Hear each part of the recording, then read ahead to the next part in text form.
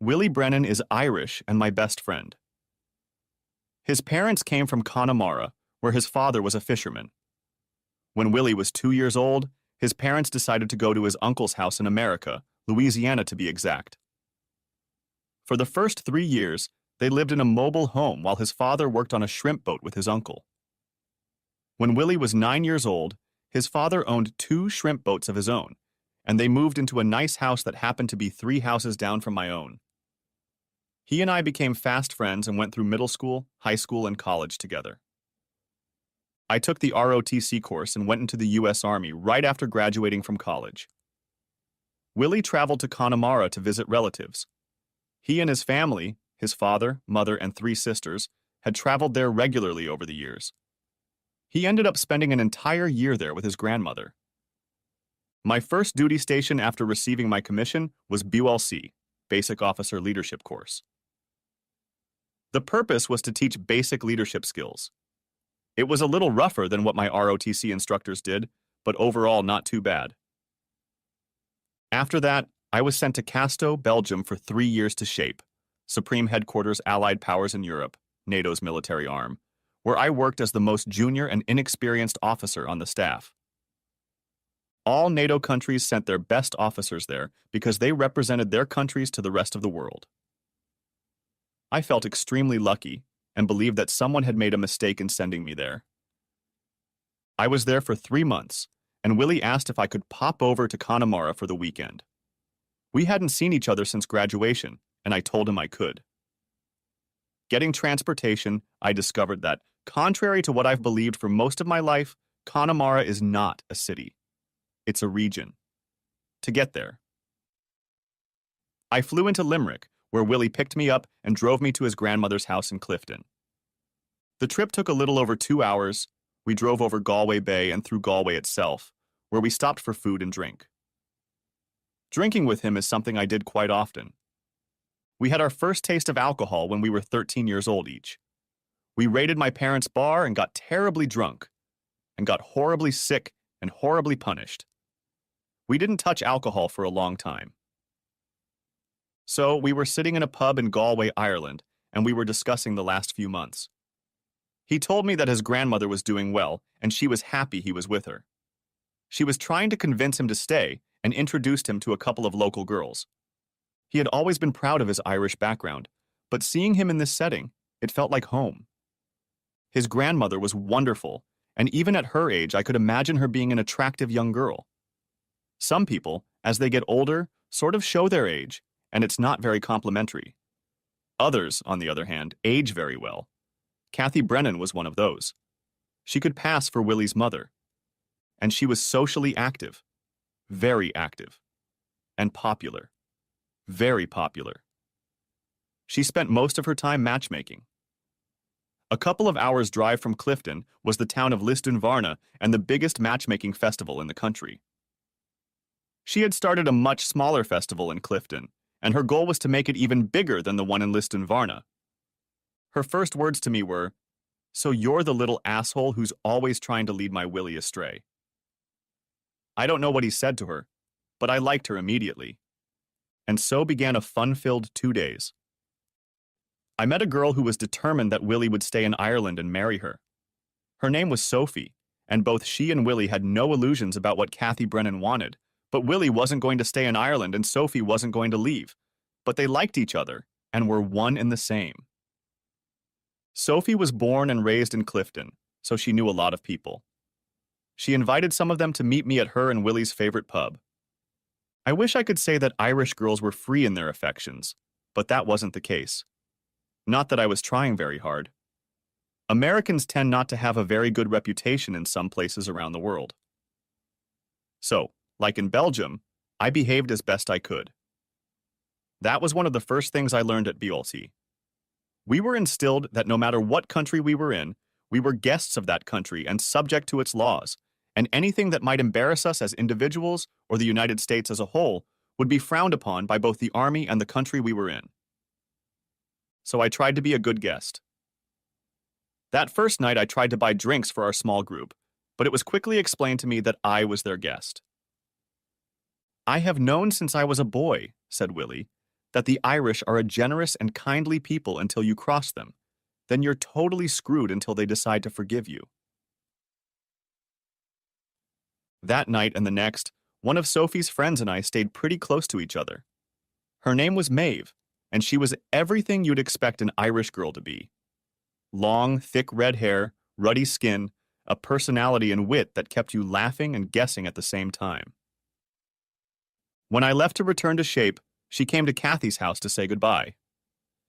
She took my phone and added her address and phone number to my contacts. I did the same for her. Then she kissed me on the cheek and left. During the 2 evenings I spent there, individuals or couples disappeared from our little group and new ones appeared. On the first night, Willie told me that Irish people have a habit of leaving social gatherings by simply slipping away and not saying goodbye to everyone present. Apparently, it started with someone getting drunk and sneaking out to avoid embarrassing themselves, but then it became a popular way to leave a gathering. It was known as the Irish farewell, or the French exit. Maeve and I began texting and socializing with each other. Over the next 3 months, several weekends I spent with her in Clifton or Limerick.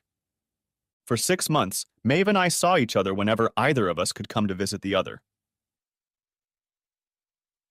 At Shape, I loved my job and the familiarity of the international setting. My desk was in an office with officers from Turkey, Italy, the UK, and Denmark. The officer from Denmark was a captain from Copenhagen and was what you, okay, maybe not you but me, think of when I picture a woman from Denmark. Pure, unadulterated beauty.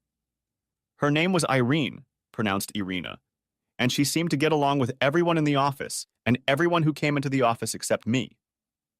In her eyes, everything I did seemed wrong. After the first 2 weeks on the job, she and I just stopped talking. She was doing her job and I was doing mine. At first, I tried to figure out what it was that made me push her away so much, but I couldn't think of anything. I wasn't a jerk. I treated her with respect. I didn't slobber all over her like so many people who met her did. Watching her in action and listening to her convinced me that she was both funny and smart. She was also efficient and did her job well. She was respected for her abilities and appreciated for her looks. I, on the other hand, was indifferent to her, and it showed. Other people in the office commented that I was the only person they knew, and it was obvious that she didn't care about me. Our job was to staff the documents. This meant running them through the approval-disapproval process at international headquarters. Coordinating with all these different countries was challenging, rewarding, and fun. Anyway, after the first few weeks, I just said, screw it. She stayed in her little world, and I stayed in mine, both mentally and physically. We even stopped saying hello in the morning when we first walked into the office, or wishing each other good night at the end of the day. Everyone else was cordial, respectful, and appreciated the help and respect we gave each other. One day, Mav came over for the weekend, and we sat at my favorite bar right outside the back gate of Shape headquarters. We were leisurely devouring shawarma and wine when Irene walked in with another Danish officer. We studiously ignored each other. After an hour or so, Maeve and I left and went to my quarters where we spent the night. No, Grandma Willie thought Maeve and I would get married, but it didn't happen. We lived for 9 months and enjoyed our time together, but then drifted apart. Willie was still in Ireland, but was ready to come home, but was not ready to part with Sophie. Kathy didn't want him to leave, but he wanted to live his life, not Kathy's. Sophie, for her part, decided that if he was going home, she would go with him. I was best man at their wedding in Clifton. Maeve was there with her beau and introduced us. I was ready to go home too. So I did. I took a 2-week vacation and flew home. After a week, I was ready to return to Belgium. At work, an officer from Turkey was being reassigned, and he was going back to Turkey because his 3-year tour of duty was over. A large group of his friends and co-workers gathered at a bar near the back gate and arranged a farewell reunion for him. The bar was full. We served him drinks, and he handed out boxes of delicious gelled national candy from Turkey called Turkish Delight. It was a pleasure to live and work in an international environment. I was welcomed into the homes of my coworkers, where I got to know their families and eat their food. Not a week went by that I wasn't invited somewhere. I lived in BOQ, Bachelor Officers' Quarters, in my own room. Irene lived there too, but at the opposite end of the building and 2 floors down, so I rarely saw her there. There was a kitchen there for general use, but I mostly ate at the Officers' Club or in the cafeteria in the headquarters building. There were always different smells coming from the headquarters kitchen. Most were pleasant, some were not, and some were downright disgusting. The main store in the small shopping center on the installation was a grocery store called Bon Marche, which loosely translated meant good market or good deal. It was an amazing place to shop and very diverse. You could buy food and goods from all the NATO countries there. At my Turkish co-workers' farewell party, I had a morning meeting to attend, so I decided to use the Irish farewell and snuck out pretty early. The next day's meeting started early and lasted until almost lunchtime. I got back to my office just in time to lock my meeting notes in the safe and head to the cafeteria for lunch. I was just finishing my lunch when Irene walked by with another female officer I didn't recognize. To my surprise, she stopped. "Your predecessor never left a party early," she said sarcastically. Out of habit, I stood up to answer her. Maybe my predecessor didn't have an early meeting the next day. And maybe he was better prepared for his meetings. I looked at her, grinned, and said as pleasantly as possible, "Enjoy your lunch, Captain Bungard." Then I sat down. I never watched them leave, though I had seen her leave many times and always appreciated the sight, regardless of my personal feelings for her. My personal feelings about her? What were they? I didn't really know myself. I didn't hate her. I didn't even dislike her, but at the same time, she hadn't given me a chance to like her, so I had no idea how I felt. I was still probably the most junior officer in shape. I didn't think too much about it and smiled sometimes because I still believed I was sent there by mistake, and some poor clerk in Washington at the personnel center got in a lot of trouble for sending me. By the time my first year of service came to an end, besides Maeve, I had met women from Italy, the UK, Greece, Portugal, and the US. I began to get looks and comments from other BOQ residents about my many dates and diverse assortment of women. Even the 3 Italian officers who lived here and were considered Casanovas referred to me as farfallone, which I heard meant womanizer or womanizer.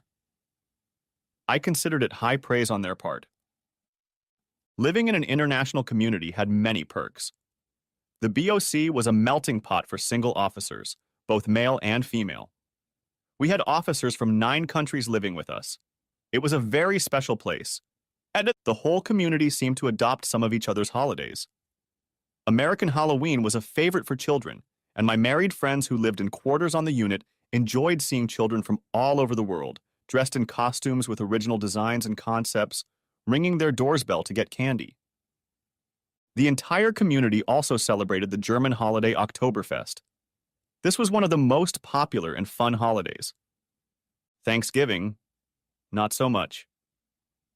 There was no way the international community could understand the reason for this holiday. Christmas, on the other hand, was Christmas all over the world. I thought about going home for the holiday, but decided a weekend with a German naval officer who also lived in BOK would be better. She and I went to Nuremberg to the Christmas market. This is the Christmas market in the central square of Nuremberg's Old Town. Stalls, lights, food, adventure, all at the same perfect time. The Brits know how to throw a great ceremony with pomp and circumstance, and the Germans know how to throw a party. We spent a weekend in Nuremberg just before Christmas. I didn't want to fight the hassle of traveling over the holidays, so I decided to stay at Shape, which essentially closed for a few days before Christmas. However, every department had to have someone on staff every day except Christmas Day. So our department head posted the schedule. We watched him put the days of the week in one hat and our names in another. First, he picked a day at random, then he picked a name at random. He drew out Tuesday and my name. Thursday, he picked Irene's name. Friday was Christmas. One officer, the one from England, never drew his name, so he was free all week. That week, we only had to work on the day our name fell on. Say, I heard Irene telling the others that she wanted to go home, but if she had to work on Thursday, it wouldn't be feasible. Damn! I didn't want to bargain with her because I didn't want her to think she owed me. Not that she owed me, but, Besides, if I worked all week, some of the others could go home for the week and not be late for work on the scheduled day.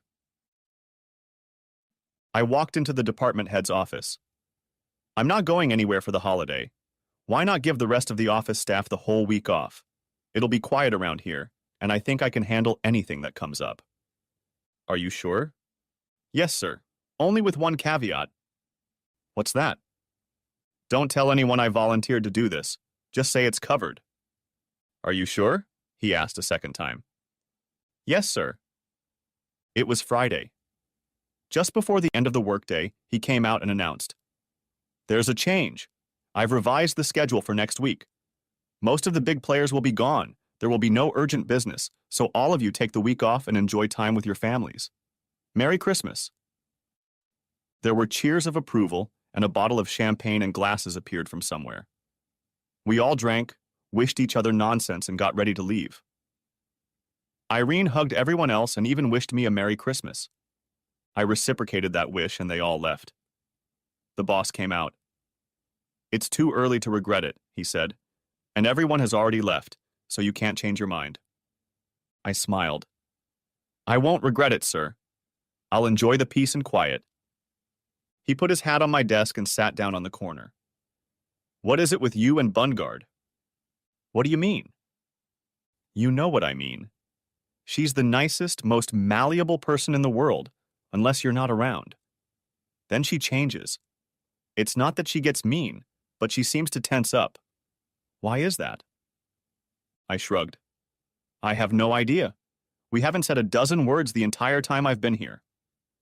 "Well, something's going on.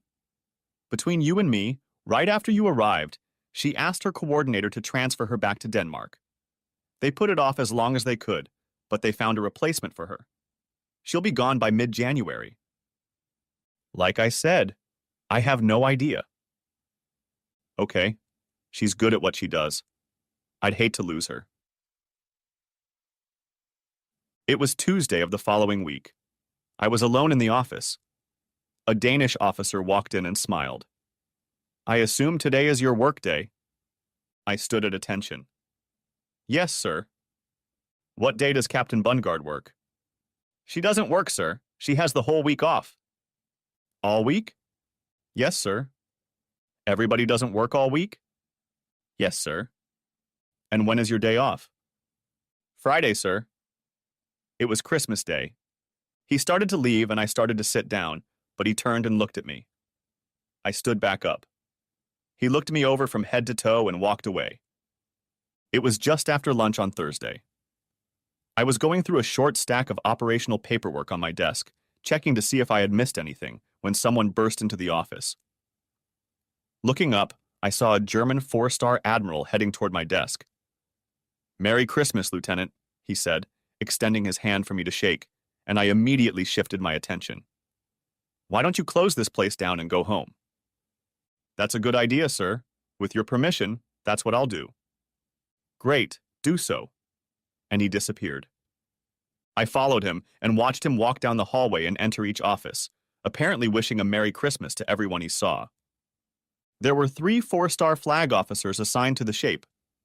The Supreme Allied Commander in Europe, Saussure, was American. The Deputy Supreme Allied Commander in Europe, de Saussure, was British, and the Chief of Staff, COS, was a German admiral. I had met them all and been in meetings with them all, so I recognized the COS. They were all very big figures in their respective countries and were considered the best in the world. Christmas Day fell on Friday, and I spent it in the BOC with others who chose to stay. The weekend passed quietly until Sunday evening, when everyone started to return. I kept having to remind myself how different Europe is from America. From Belgium, where I was, it takes 15 hours to drive to Rome, Italy. That said, you have to drive through parts of Germany, France, and Switzerland before you get to Italy. And it takes about 13 hours to cross the state of Texas on Highway 10. Many people stationed in SHAPE could drive home to their countries quite often. Monday morning, everyone was happy and excited to get back to work. This was because what we were doing was very interesting. For most of the morning, everyone talked about their holiday. When it came to me, I didn't have much to say. I called my mom and my best friend. I found out his wife was expecting a baby. That was the end of it. "Didn't you go with Kristen?" asked Tommy, the British captain. Kristen was a German naval officer I had met for a while and traveled to Nuremberg with. When he asked me, out of the corner of my eye, I saw Irene turn her back to us. No, she needed to be home with her family. A discussion about customs and traditions began. Irene never joined the discussion. She stood staring out the window until someone asked her opinion, and she left the room, apologizing. Another discussion ensued, started by an Italian man asking me how many women I had slept with over the holidays, and continued with a discussion of the number of dates I had had since coming to SHAPE and the reputation as a ladies' man that I had built. Things got back to normal when Irene returned. It was New Year's Eve, and the parties were up to my ass. Everyone was having parties. I was invited to 7, and I agreed to 2 of them. I went to the first one, but I never made it to the second one. The first one was thrown by our department head. It was mandatory. I couldn't say no. There were about 30 people there, and it was held in a castle that he and his wife had rented as their home for 3 years. There was even a moat. A bloody moat. In addition to our small staff and the spouses of the married 3, family and friends were invited. I knew many of them from work. One of them I dated, but she was with someone, so I stayed away from her. I danced with 3 others, saw and said hello to all the guys I worked with. I even glanced at Irene, who was with an older couple. My boss, his wife, and I chatted for a few minutes, and then they proceeded to disperse to their guests, and I continued to socialize. It was a fun party, and I really enjoyed socializing with such a diverse group. It was about 20 minutes after 11, and everyone was getting ready to welcome the new year. An elderly man I had seen with Irene earlier approached me and spoke in broken English. "You will forgive my words.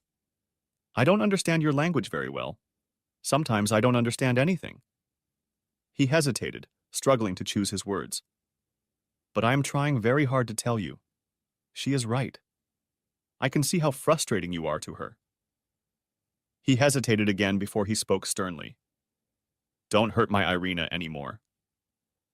Irina appeared out of nowhere, took his hand gently, spoke to him in Danish, and led him away. They had only taken a couple steps before he turned around and said something that sounded like "Ga vik." I felt a hand on my shoulder. "What did you do to him?" asked Tommy, my British office colleague. "Nothing. I don't even know him." "I do. That's Irene's father, and I think he just told you to leave." "Leave? From where? For what?" "It's me, buddy. I want to get a drink and find my wife. She's a good kisser at midnight." He laughed, walking away. I didn't make it to midnight. Irene's father, seeing me, might have told me to leave again. Only it might have been more public and embarrassing for both of us. He seemed to be at his ease, and not knowing how he would react if he drank more and saw me again, I said goodbye once more in Irish. New Year's Eve, like Christmas, fell on a Friday. I didn't get back to the office until Monday. I was the first to arrive. The boss was next. I thanked him for the invitation and told him how much I enjoyed everything. He was German, and we spent the time talking about how much fun it had been to socialize with different people. Irene was the last one in the office, and like any other day, on her way to her desk, she wished everyone but me a good morning. The boss called her into his office, and they were only there for a few minutes. When they came out, he gathered us together. "Irene is being reassigned. She'll be leaving in 2 weeks when her replacement gets here. Until she leaves, it will be business as usual." Also, as we all know, Captain Donati is returning to Italy at the end of the month. His replacement will be here next week. A lot of changes in a short time, but we can't lose sight of our mission. Let's get back to work. I went back to my desk and got to work, but stopped when Irene walked by. I watched her walk and enjoyed the view for the millionth time. I'll miss that image, I thought, but I'm damn sure I won't miss her attitude towards me. This week was worse than usual. It was like she was rubbing my nose in the fact that she didn't like me. She used to just ignore me, but then she started showing her dislike in every way possible. Several times she would start a conversation with someone else, but would sit down on the corner of my desk with her back to me and continue her conversation. I worked there long enough to realize that bad manners are one thing, but blatant disrespect in any culture is a definite no-no. We all had boxes on our desks for incoming and outgoing documents, correspondence, reports, projects, etc. "Excuse me, but could you please not sit on my desk?" said I. She continued to speak, but standing up. She was talking to Tommy, a British man. He looked at me over her shoulder. Our eyes met and he rolled his eyes and almost smiled. The next day I got a call. "Lieutenant Parker, can I help you?" "I'm Captain Annika Nielsen from the tourist office. Do you have time for coffee? I have something I need to discuss with you." "Travel office? Why do you need to discuss something with me? I haven't done any traveling on Shape." "Please, Lieutenant, meet me in the cafeteria at 10. "How will I recognize you?" "Don't worry, I'll recognize you." She approached me as soon as I walked through the door. "Lieutenant Parker." It was a statement of fact, not a question. "May I call you Philip?" "Phil, please." "Okay, and I'm Annika. How about some coffee?" "What does that mean?" "Coffee first." We got our coffees, found a table, sat down, and stared at each other for a few seconds. Or rather, I stared at her and she studied me until I felt uneasy. "Captain Nielsen," I began. "Annika, please." "Annika." "Are you familiar with the word doppelganger?" she asked. "Yes." "Didn't know until recently." By recently, I mean the last month or so. My husband and I arrived in early December. We'd only been here a couple days when we met Irene Bundgaard at a Danish meeting at the Officers Club. She and I became instant friends, almost sisters. We've discussed many things since then, some of them personal, and she gave me this. She held out the picture to me. I looked at it, and then, like Annika, studied it for a long time. It was like I was looking in a mirror. The face I saw was my face. If I had an identical twin, we couldn't have looked more alike. Who was that?" I asked. "That was Irene's fiancé. Just before she came here, he canceled their wedding and broke up with her." Damn, that answered a lot of questions. Actually, it only answered one, but that was all it took. "Irene couldn't believe it when she first saw you and immediately disliked you because you reminded her so much of him," Annika continued. She pointed to the photograph. "Even some of your, how shall I put it in English, mannerisms and mannerisms. The things you do without thinking are like him.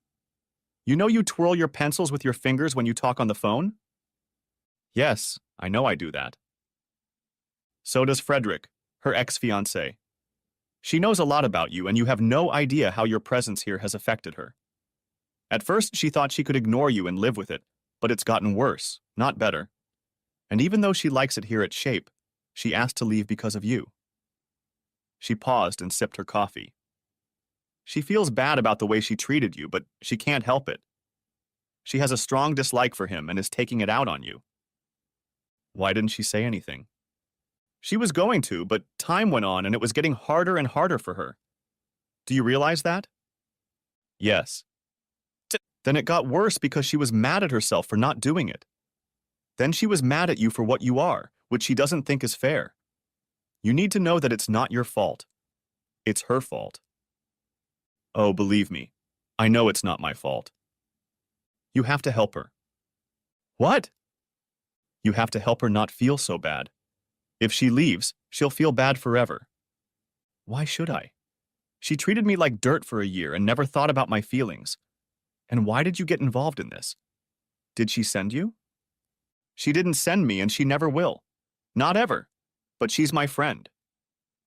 You've only known her for a month. How much friendship can you develop in a month? Friendship develops quickly when there is sadness. Irene is sad. Sad for you because she treated you that way, but sad for herself because she did that. Good. She can continue to be angry. I have no intention of helping her. Now, if you'll excuse me, I have to get back to work. I got up and left. And Irene was just walking down the hallway in the opposite direction when I came to the office door. I usually indicated to her or anyone else that she should go in first. I didn't do that this time. I opened the door and stepped toward her. It made me angry that I was being asked to help soothe her feelings while I was the one mistreating her. The day was leisurely, and I sat at my desk going over papers I wouldn't need for a few days. Every now and then I glanced in her direction, and a couple times I thought she was looking in mine. Screw it. I called Kristen to see if she was free for dinner. She wasn't. The whole office got involved in the discussion, so I distracted myself until it was time to leave. I went into BOQ, sent an email to Willie, and told him about my day. He replied almost immediately and laughed at the top of his lungs. He knew about Irene, of course, and kept teasing me about my crush on her. I told him to kiss my ass. In Europe, they usually eat dinner later than we do in America, but I was used to it, so it was almost 8 o'clock that night when I sat down at the table in the officers' club. I had just gotten the menu brought to me when she approached my table. "Do you mind if I join you?" she asked. I answered without hesitation. "Yeah, I don't mind.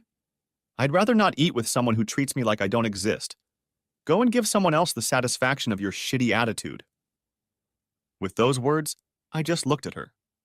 She stood like that for a few seconds and then said, "You're right, of course. I just wanted to tell you that I'm sorry.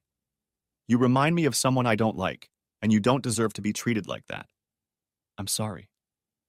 And she disappeared.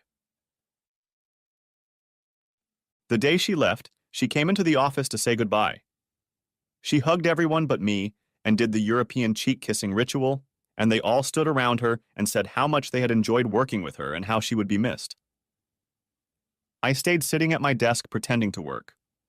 When she was done with them, she stood in front of my desk, placed a flower in front of me, and left. There was silence in the office. Everyone was looking at me.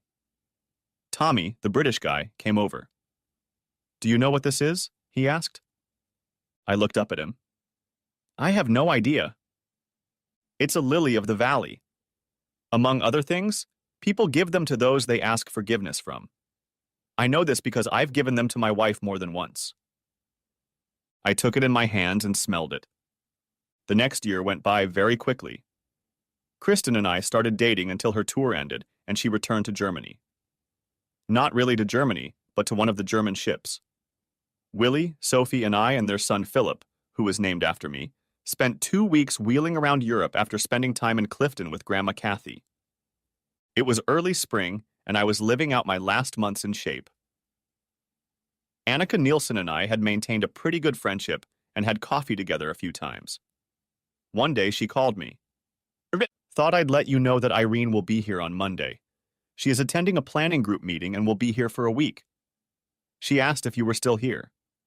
When I told her I was, she asked me to ask if you could have coffee with her." And I thought for a few seconds and remembered the lily of the valley. "Please tell her yes." "I will." 2 hours later, she called back. "They're flying in Monday morning and their first meeting is at 1 o'clock.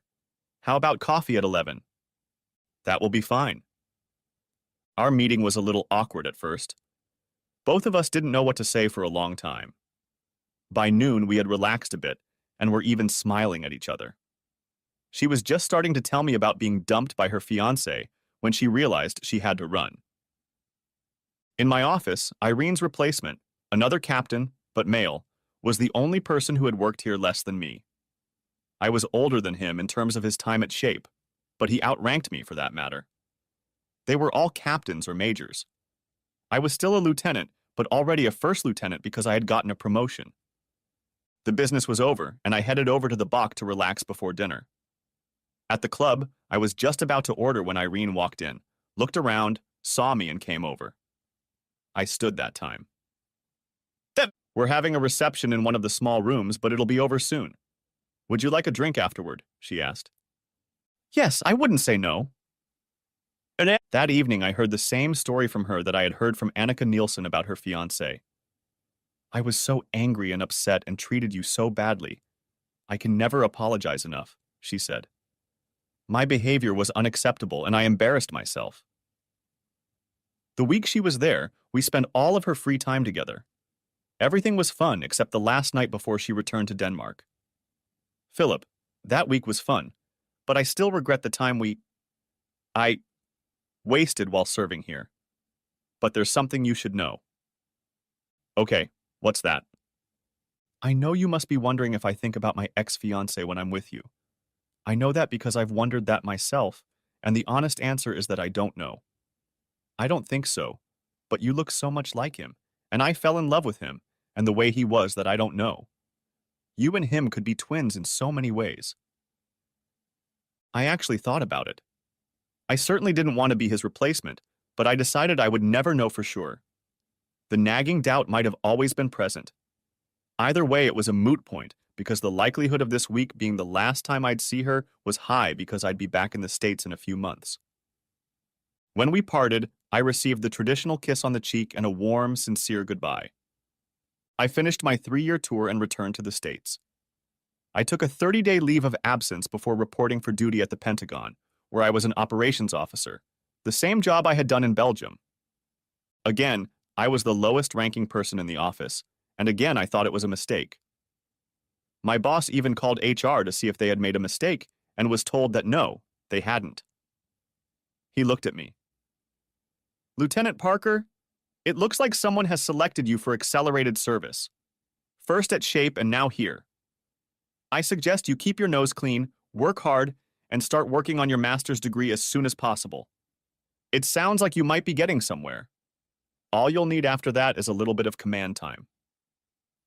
And off I went. From the office to the other BOQ and back again. Then I decided to rent a house. I rented it, bought furniture, and everything I needed to furnish it. After years of living in one BOQ room, I was relieved to be able to spread out. The working hours were long, but I had plenty of days off and rest. I served there for 3 months before I realized I needed to get laid. The officers' club became my go-to place, but there wasn't much choice. I managed to hook up with another female officer, and we became buddies. She outclassed me by 2 grades and was 5 years older, but it didn't matter. Saturday nights we devoted exclusively to entertainment. For almost a year, things went well. Then I got a phone call. It was a friend of mine from the German Navy. She was assigned to their training sailboat, and he was going to meet up with our training sailboat in Boston for a long weekend at a sailboat show. She asked if I could find time to meet with her. I did. We met up. We said hello. We had dinner. And went to bed. We stayed as long as their 3-day visit allowed. Another 6 months went by. I was doing well at work. Willie, Sophie, and my namesake Philip were doing well. We managed to visit every couple months and he was still my best friend. My buddy and I still spent Saturday nights together, and life was good. Then Willie called and said they were moving back to Ireland. His grandmother was in bad shape and wanted to visit him. He asked if I wanted to go with him. Things were urgent, so I took a 2-week vacation. On a hunch, I contacted my old office at Shape to see if anyone I knew was still there. 2 were. I asked if one of them could contact the Danish Army Liaison Office and see if they would give me contact information for Irene. I left them mine to pass on in case they were unwilling or unable to give me theirs. 2 days later, I got a call at the office. It was her. She was contacted by a Danish contact and gave her my Pentagon number. When I picked up the phone and she told me who she was, I was a little surprised. I didn't know if you'd remember me, I said. She laughed. Of course I remember you. I asked for your phone number several times in the communications department at Shape, but they wouldn't give it to me. We talked about what we were doing in life, but we didn't mention boyfriend or girlfriend. I told her I would be in Ireland for 2 weeks. Can you come to Denmark? I'd like to see you. We discussed the possibility and decided we would meet in Copenhagen. After spending 2 days with Willie and his family in Clifton, I flew to Copenhagen. I was going to spend 2 days there, but it turned into a week. When I saw her at the airport, she hadn't changed physically, and there was a happiness in her that I hadn't seen. It's weird that I was thinking about you, Philip, and I meant it. Not about that other guy we won't mention who looks like you. We broke off the conversation and just looked at each other. Do you know when I first started looking at you differently? I have no idea.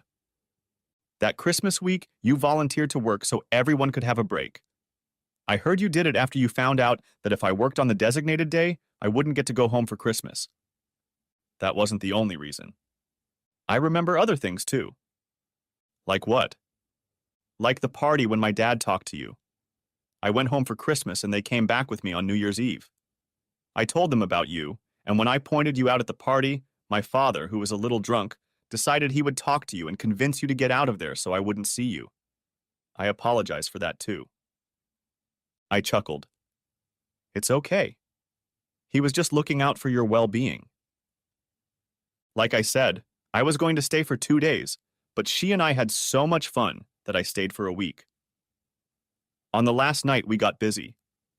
I wish I could say it was the best thing in my life, but it wasn't. We were both trying too hard and it was rushed. We've both had better. Fortunately, we had other opportunities to improve. For the next almost 2 years, we took turns flying across the Atlantic to visit each other. 3 years at the Pentagon came to an end, and I received orders to go to Germany. I sold my house, packed my bags, and left. I was a captain by then, and my new assignment was to USAREUR, U.S. Army Europe Headquarters. Upon receiving the assignment, I remembered the words of my boss at the Pentagon that all I needed was command time. And I got it. Garrison commander. It was a spot for a major, and I was a captain. Things were going well. Work was great. Irene was back at shape, and we spent most weekends together.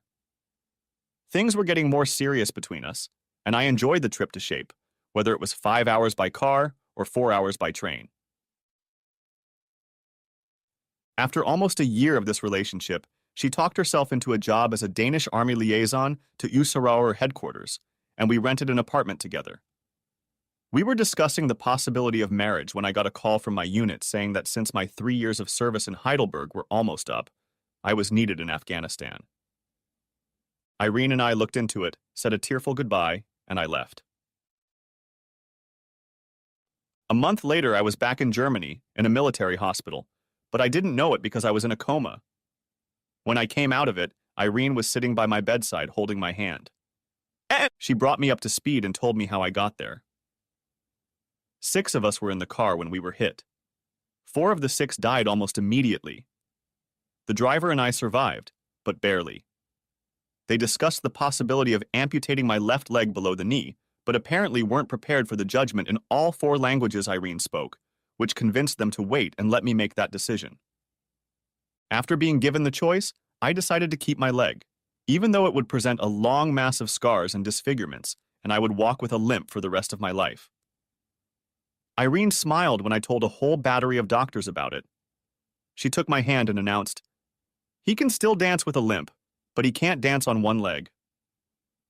I had no idea where that came from, since we hadn't danced more than a dozen times. I looked up at her. She leaned over and said, "I plan on us dancing for a very long time." Then she kissed me. I was in rehab for another month. Irene was present at every exercise session, cheering me up and supporting me when I needed it. I had to return to Conus, continental United States, for further hospitalization, rehabilitation, and evaluation to see if my injury would prevent me from staying in the military. It took a long time, but I was able to convince them to let me stay in Germany for rehabilitation and evaluation. It took 3 months and a successful passing of the annual Army physical fitness test for the board to approve my continued stay on active duty. I was assigned to another staff position at USAREUR headquarters. 2 months after that, Willie was my best man at Irene and I's wedding in Copenhagen. In his broken English, her father told me he was glad I wasn't Havek. We spent 2 years in Germany. We wanted more, but she had to return to Denmark for 2 years. There was no job for me there, so I came back to the States.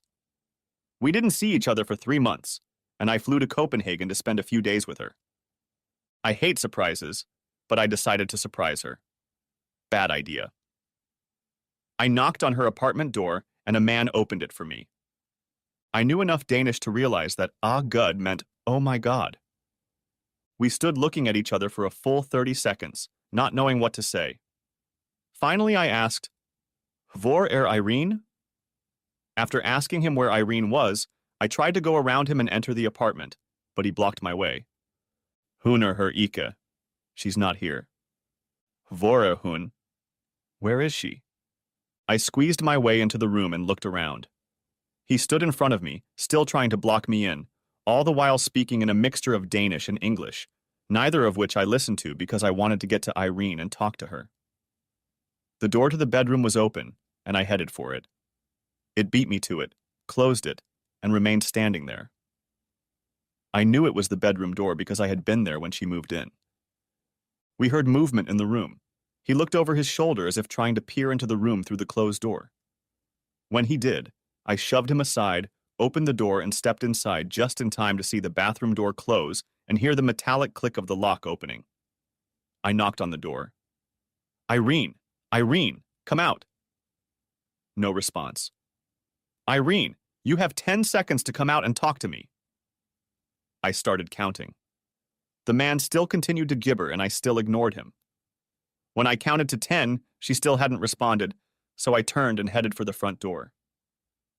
I picked up the bag I had brought with me and dropped it when the door opened and I saw a man.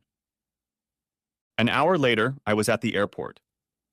The very plane I had come on had been cleaned and serviced and was preparing to load and fly back. I had been in Copenhagen for less than 3 hours. The only available seat was in business class, but I didn't care. I handed the ticket agent my credit card, got my boarding pass, went through immigration, who stamped me and my passport without looking at me, and I headed for the gate. 15 minutes later, I was boarding the plane, and then the phone rang. It was Irene. I ignored it. I entered my apartment, made my way to my bedroom, and collapsed on my bed.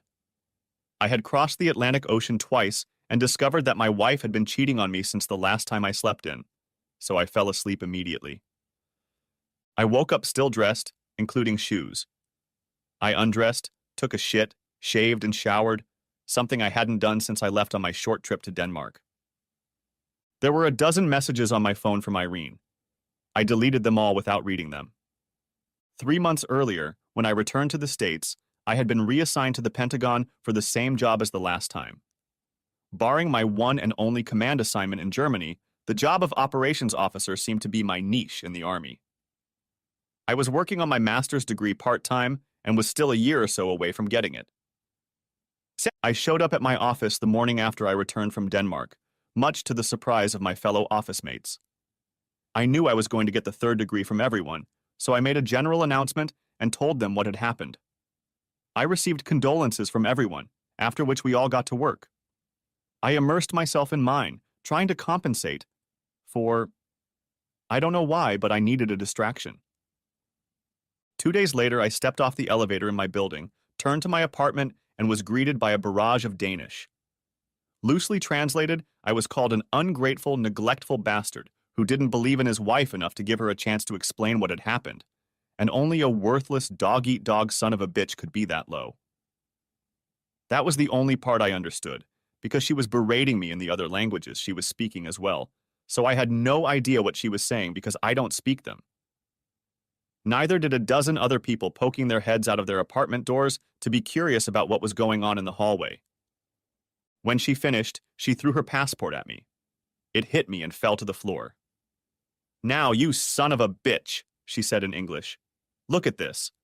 I picked it up. She came over to me, snatched it out of my hands, opened it, and started rummaging through it until she found the right page, then shoved it to me and pointed to the stamp. "What do you see?" Anyone who travels knows that when you enter a country and go through immigration, they stamp your passport with the date of entry. They also stamp it when you leave the country. I saw the stamp that she had entered the UK 3 days before I arrived in Copenhagen. She made sure I could see that, then snatched the passport out of my hands, found another page, slipped it to me, and pointed to another stamp. Now what do you see? It was a stamp showing that she had left the UK just the day before. She picked up the book again, found the very last page, and held it out to me. It indicated that she had entered the United States that day. So, rend mig dit rovhul, screw you, asshole. I'm going home and I never want to see you again. She walked back down the hallway to my apartment, picked up her suitcase and backpack, which were standing in the hallway by the door, and whizzed past me to the elevator. The whole time, I was trying to get her to stop and talk to me, but she wouldn't. Even while waiting for the elevator, I literally begged her to talk, but she ignored me. When the elevator arrived and the doors opened, she stepped inside, dropped her bags, and stood in the doorway, blocking my entrance. I tried to step over the bags, but she pushed me away as soon as the door closed. I rushed down 5 flights of stairs, but by the time I got all the way down, she was gone. What am I going to do now? I thought. She had expressed herself very well. It could not be her in her apartment if she was in England. But who was there, and why? I tried to call her many times and left a message each time, apologizing and literally begging her to talk to me, but to no avail. I called Willie and told him my situation. He told me that in his opinion, European women are different from American women to a certain extent. While some American women may try to cut your balls off, for the most part, they will just cry and walk away when they are mistreated, misunderstood, or neglected. They will hate you and hold a grudge. But if his wife Sophie was an example of European women, it was best not to mess with them, or you can hope that the least they will do is cut your balls off. Remember, Irene flew in from England just to show you that you were wrong, and I'm willing to bet she's not done with you yet. My advice is to sit in silence for a while and see what happens. If you are lucky, she will cool down and forgive you. Your biggest mistake is the same one most men make. You immediately thought the worst and didn't give her a chance to explain. That's 2 strikes already, and you may or may not get a third. After all, she doesn't know anything about baseball or the 3-strike rule. I'm thinking of going after her. Do it at your own risk. Things are still fresh in her mind, and you can only make things worse. Let her sit for a while. She may not like me waiting. She'll like it better if I start acting immediately. She might like it, but she might not. You pay your money and take your chance. Good luck either way. You know I'll be here to help you pick up whatever's left. And I knew I would. He'd been around for most of my life. A month went by, and I hadn't heard from her. I figured that if she was going to get a divorce, it would be in Copenhagen, because that's where we got married. Then I remembered something. It took me 3 days, but I was able to arrange to have 1 lily of the valley delivered to her apartment in Copenhagen. A week went by, then another, and another. There was no call from Irene. I tried calling her, but she didn't answer or pick up. I went to the JAG office. They are military attorneys. They could not represent my interests in the divorce, but they might be able to give me some advice. The major I spoke with told me that since we were married in Denmark, any actions or procedures related to the divorce would have to be taken there. I emailed Irene since she wasn't returning my calls and told her that I was fine with whatever she decided to do. I just needed to know what it would be. Another 2 weeks went by and still no response. The 3rd week went differently. I rarely received mail. Like many other people, I did everything online. Weeks could go by without any mail appearing in my inbox except for promotional emails. But the day came when I received my divorce notice and divorce petition. The original was in Danish, but there was a translated copy attached. There was also a handwritten note from her. Philip, I have thought a lot and have come to the conclusion that our marriage was a mistake, and you made no effort to find out the truth about who was in my apartment. You just assumed I was there with him, and that hurt me deeply. Sign the papers and it's over. Irene. The lily of the valley didn't seem to carry much weight. I signed the papers and sent them back. Shortly afterward, I was called into the supervisor's office. Captain Parker, General Thompson is being given 3 stars and sent to Italy. He needs a new adjutant. He has seen you and your work and would like to talk to you about the position. What do you think of it? Uh, I don't know what to think or say. You can say you're not interested. To be honest, I don't know that I'm not interested. In that case, he wants to talk to you tomorrow morning at 9 o'clock. Make sure you're wearing a clean uniform. He smiled when he said that. He always said that when any of us had a one-on-one meeting with an officer general. The interview went well, and a month later I was flying to Italy as adjutant to recently promoted Lieutenant General William G. Thompson. I was also recently promoted to Major. This promotion came as a surprise to me. Relatively junior captains were rarely promoted to Major unless, of course, a 3-star general had something to do with it. Generals' aides have little social life that does not include accompanying the general, and often his wife, to the many events they are required to attend. We have been in Italy for 4 months now, and I have not had a single day, other than Sunday, when I have not had something to do for the general. The military is a small world, and if you stay in it long enough, you tend to meet the same people over and over again over the years. In Italy, I ran into 2 officers I knew from my work in shape. General Thompson was having lunch with several dignitaries in a separate room of the officers' club, and I was having lunch in the main mess hall nearby. Both officers came in, saw me, sat down, and we had lunch. We reminisced about our days at Shape and asked about those we knew there. You know, that hot Danish captain who worked in your office is back there? Only she's a major now and married to an American named Parker? Lucky bastard, one of them said. The 2 looked at each other. Holy shit. That's not you, is it? I nodded. So you're married to her? The first one asked. I was, but we got divorced. Well, kiss my ass. There was a pause before he spoke again. Just out of curiosity, is she really as hot as she seems? Jesus, Tony, the second officer said. What kind of question does a man ask his wife? He just said they're divorced, so why can't I? They argued without coming to a consensus. Finally, the first of them, Tony, looked at me. So, Phil, are you going to answer that? I grinned. Sure. Think of the most beautiful woman you can imagine, and I can almost guarantee she's not as beautiful as Irene. Damn. Then why did you divorce her? I told them the story.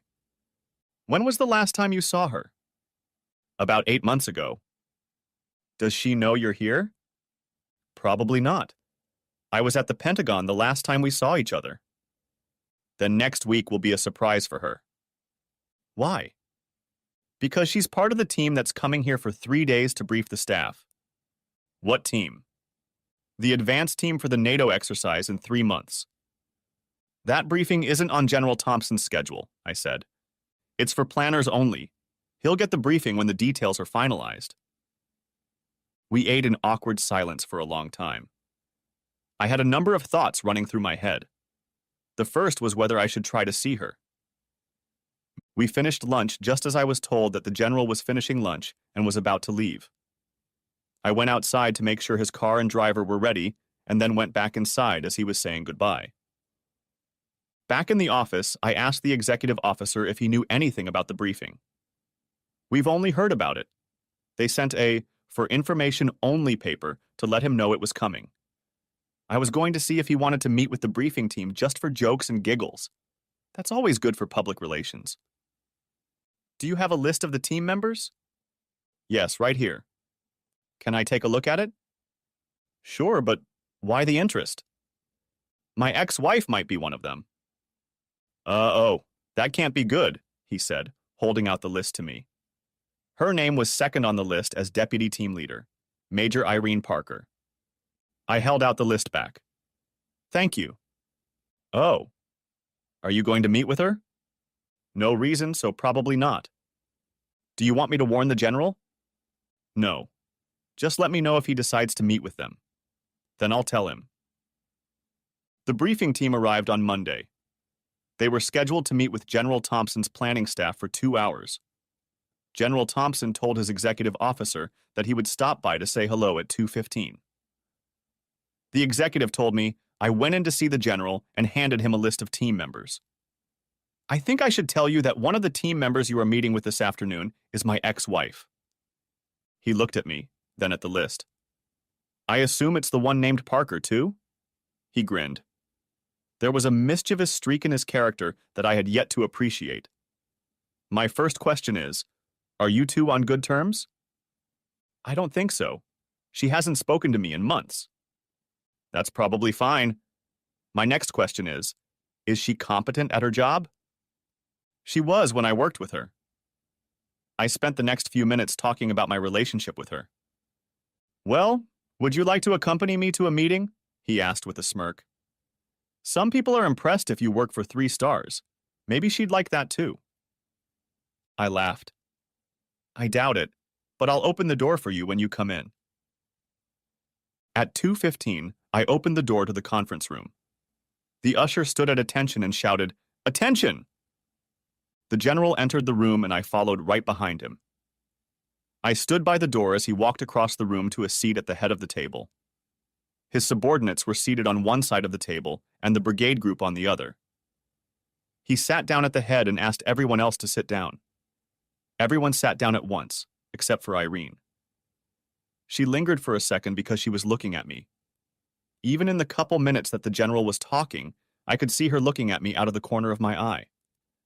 When he was done, he asked the briefers to introduce themselves. Each of them stood up, gave their name, rank, country, and place of command. When it was Irene's turn, she stood up, gave her credentials, and sat down. At that time, the general said, "Ah, Major Parker. I understand you are familiar with my adjutant, who is also Major Parker." She stood up again. "Yes, sir. We are acquainted." Then she sat down quickly. He finished his remarks, wished everyone well, said he looked forward to their report, and got up to leave. When he got up, they all stood up. The usher opened the door, and the general walked out, holding me behind him. In the hallway, he turned to me. "You can certainly pick them out, Phil. She's very attractive." "Yes, sir. Yes, sir. I only wish I could have a do-over with her." "Then you still have feelings for her?" "Yes, sir, I do."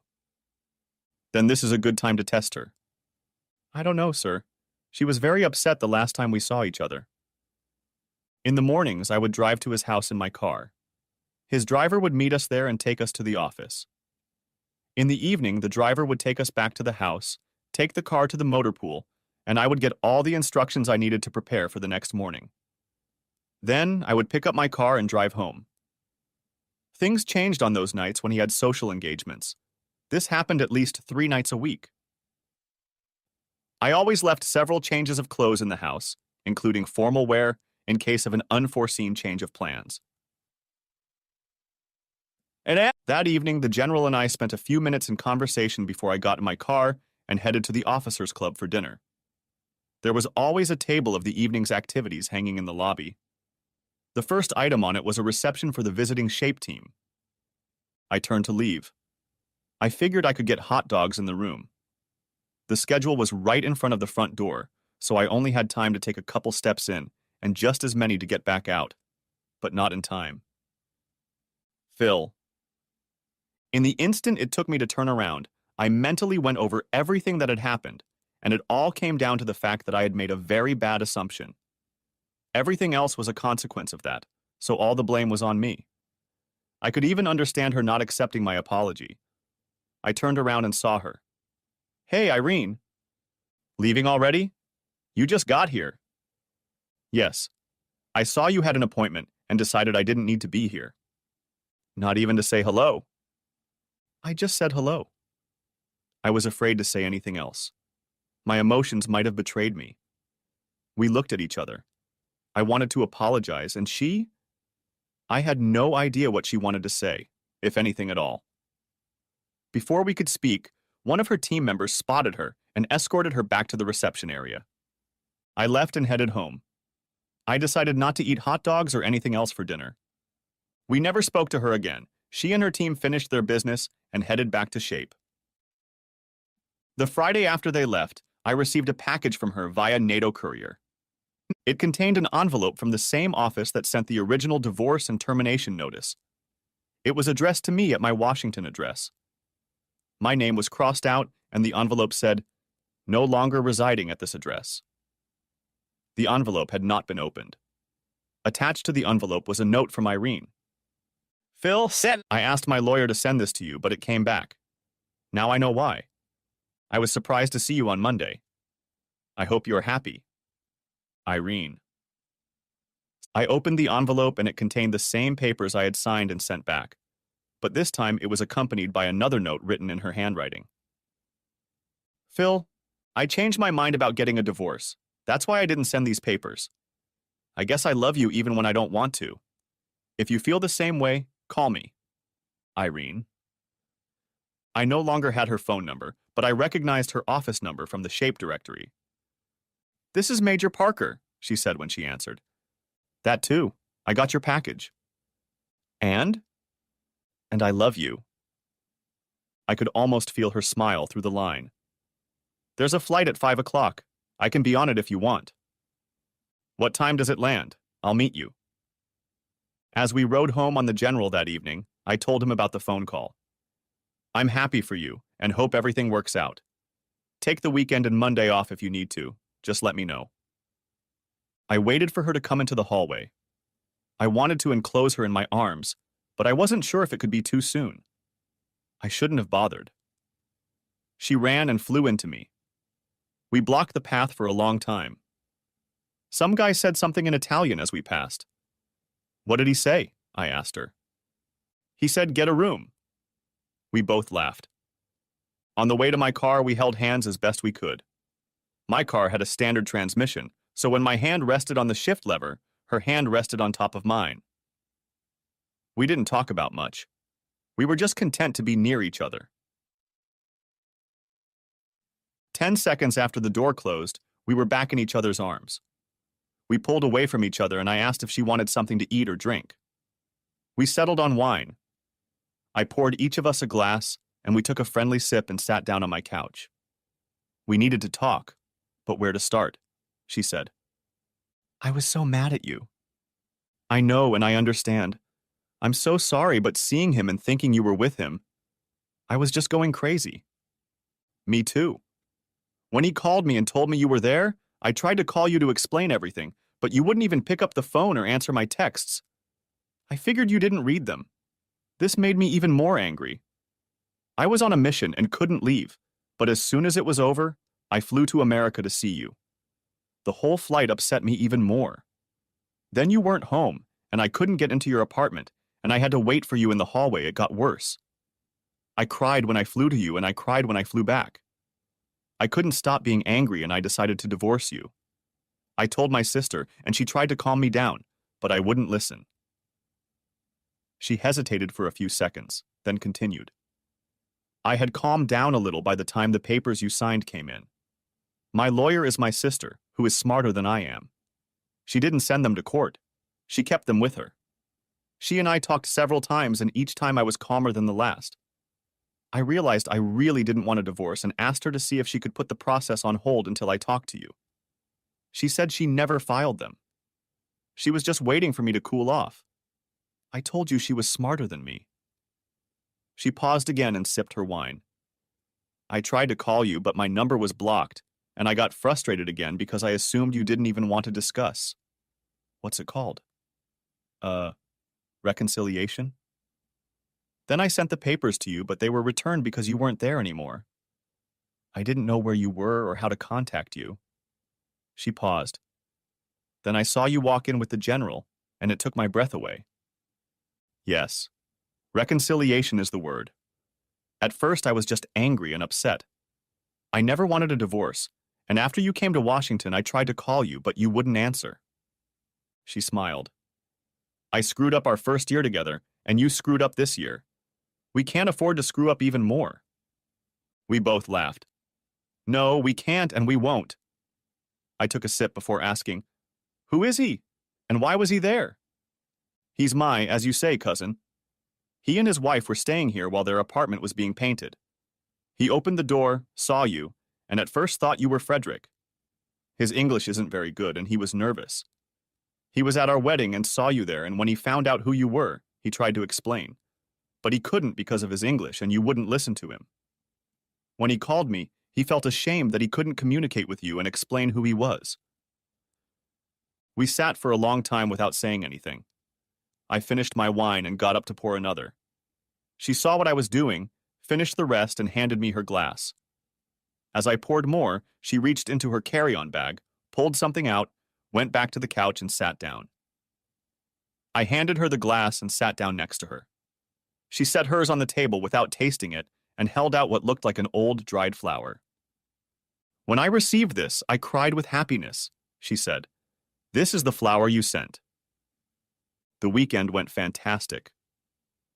Sunday afternoon, I called the general to see if I could take Monday off. It did, and we added it to the best weekend ever. Monday afternoon, I drove her to the airport. Being an assistant general officer involves long hours and very little free time, but we took advantage of what we had. The trips between Belgium and Italy were frequent and fun. This went on for 4 months. One day, General Thompson called me into his office. "Phil, Esther, his wife, and I are taking 2 weeks vacation. We are going back to Cleveland to visit her brother. He's not too well. We'll leave on Friday. In the meantime, we want you to take a vacation too." "Very sorry about her brother, sir, and I understand her desire to see him. I'll take a vacation and spend it in Belgium." "You won't have to. I talked to the general and told him I wanted Major Irene Parker on my staff, so she was transferred. She wanted it to be a surprise, but I hate surprises. She'll be here on Friday. Frankie, Staff Sergeant Frank Branford, his driver, will take us to the airport and you can stay here and wait for her." I thanked him warmly and left. The manager, assistant administrator, and secretary grinned when I walked in. I lived in the BOC, where I seemed to have spent most of my life, but 2 of us couldn't live there, so I went to the housing office to see if there was any available housing. Since I was the adjutant general, I was entitled to a house on the unit grounds. The only available house was in what was called Colonel's Row. I was neither a lieutenant colonel, much less a colonel, but I was moved there anyway. "No one will complain, for you are the adjutant of a general," I was told. The house was furnished with government furniture, but it would suffice until Irene and I got our own. It was the middle of the afternoon on a Friday. The general and his wife had left, and I was sitting in my office twiddling my thumbs when she walked in. I jumped up, walked over to her, and kissed her. "I get the impression you're not surprised to see me," she said. "Says who?" "General Thompson, and I'm glad he did. Let's go home." Her car was loaded with her things, and she followed me to our house. She was surprised that we had a house. She expected that we would be cramped in my little BOQ room for a while. "It's not the best, but it's home for the time we're here," said I. "It's beautiful." The next 2 years were good. General Thompson was transferred back to the Pentagon and asked me if I wanted to go with him. Irene and I conferred and decided we would prefer to stay in Europe. The general understood and called Saussure again, who arranged for both Irene and me to be transferred back to shape. As Mel Brooks used to say, "It's good to be king."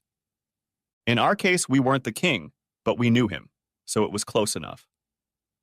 We are now back in Belgium and have been living here for 3 years, but may continue to extend. Irene has been in the army longer than me, so she will retire before I do. When I retire, we will live in America, but will come to Denmark often to visit her family. Grandma Willie is still alive and well, but does so in a wheelchair. Willie, Sophie, little Philip, and his little brother Sean have moved to live in Ireland. Life is good. Thanks for watching. I hope you enjoyed it. So subscribe to my channel and watch the next video.